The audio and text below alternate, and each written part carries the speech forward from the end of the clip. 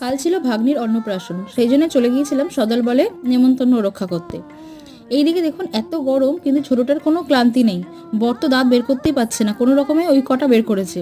এই যে চলে এসেছি খেতে, মেনু কার্ড রয়েছে, পজ করে দেখে নিতে পারেন। পাতে পড়ে গেছে লেবু, খাওয়া হচ্ছে কিন্তু পদ্ম পাতার মধ্যে। এত গরম মানে কি বলবো, দেখুন না, পাখা তো চলছেই না। আর ওই যে বসে আছে ছোটটা, যেন সব খাবে, একটা আবার গোটা চেয়ার নিয়েছে।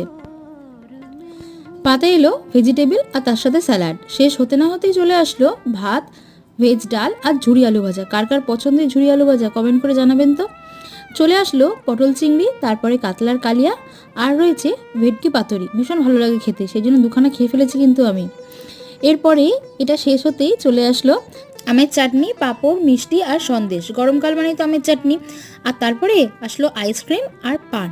চলুন টাটা বাই বাই, সব খাবার শেষ, আসছি পরে ভিডিওতে।